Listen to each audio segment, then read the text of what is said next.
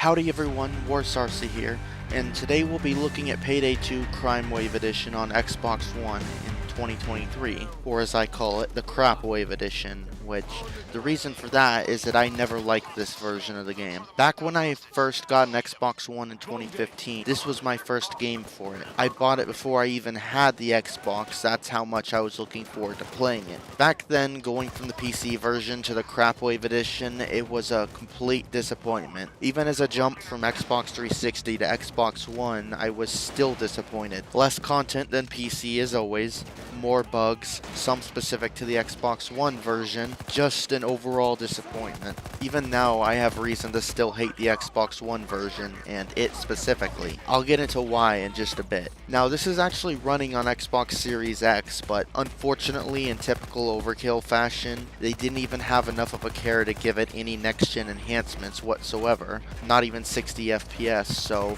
besides maybe display resolution, there is basically no difference in playing this on an Xbox One or Series X. So with introductions out of the way, let's talk about in which ways this is a step up from the Switch version that I just previously covered in the last video. As I said before, this version is a lot closer to the PC version in terms of features. You're able to have 3 bots and you can customize what they bring with them, including helpful skills that make up for them not being actual players, which will be particularly useful in this version. You're also able to customize your armor with the initial set of armor customizations that released, but instead of how it is on PC where it's an item in your Steam inventory, it's something you can just earn from a crime spree. The funny thing is that it still has the PC's description of cannot be traded or sold, and as you'll notice, not only have I not put too much time into this version, but I never bought any of the DLC, which is another reason as to why I enjoy the Switch version. There's nothing to pay for in that, and it has the content that you have to pay for on the Xbox One and PS4 already included, at least the stuff that was in that version. The reason I still haven't bought it is because even if you buy the complete package, you're still now technically unable to get everything, as they delisted the Scarface character pack from being buyable in both the PC and console versions a few years back, a pack that I actually enjoyed having and using on PC. Still, even without the DLC, you can manage to get by, and considering how little I play this version anyways, I feel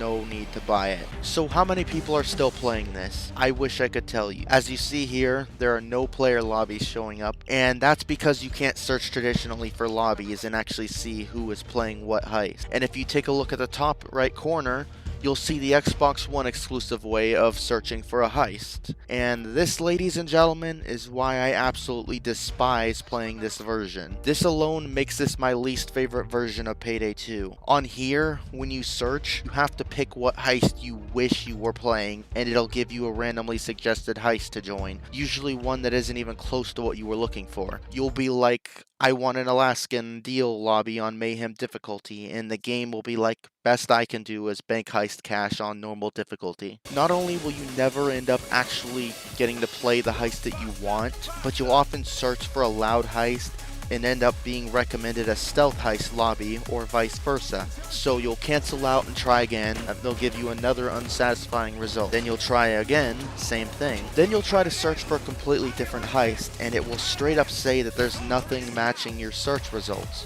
So you'll eventually have to settle on something you really don't want to play, either because you aren't in the mood for that heist, or the difficulty is so low that you could beat it in your sleep and not really get much XP out of it. And then you'll play through the heist, and instead of doing the usual leave after the heist is done to find a better lobby, you'll stick around and hope that the host picks something you're interested in doing, and even if they don't, it's either that or back to the annoying searching. It's not a very fun thing to have to do, which is why by default, before we even look at it, I will say that the PS4 version is the better version to play between the two Crimewave editions. One thing I also noticed while getting footage for this is that no one was infamied, not even a single time, meaning that everyone who was playing was either a new player or someone who hadn't put a lot of time into this version of the game, which I really can't blame them given the awful search system.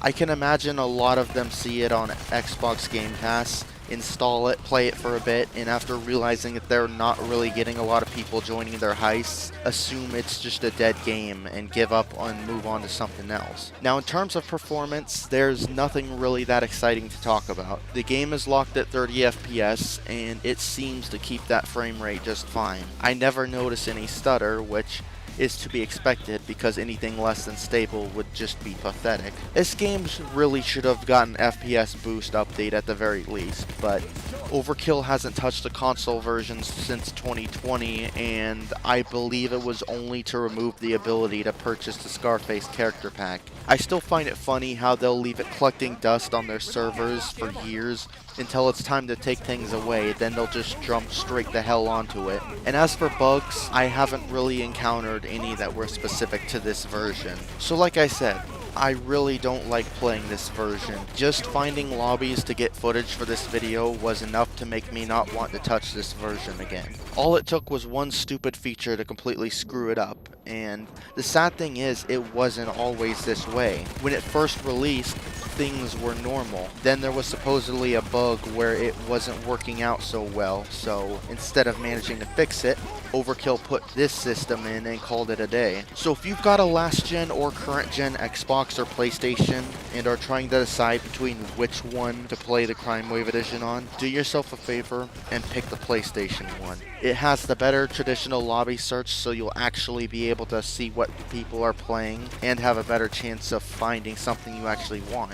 And so that's going to do it for this video. Next up, of course, we've got the last console version of Payday 2 to cover, the PlayStation 4 version. There probably won't be as much to talk about since it's the same in content and likely in performance as well, on top of being the better version, but we'll at least be able to see how many people are still playing and just talk a bit more about the game in general. Until then, this is WarSRC on the Game Clips channel, and I'm out.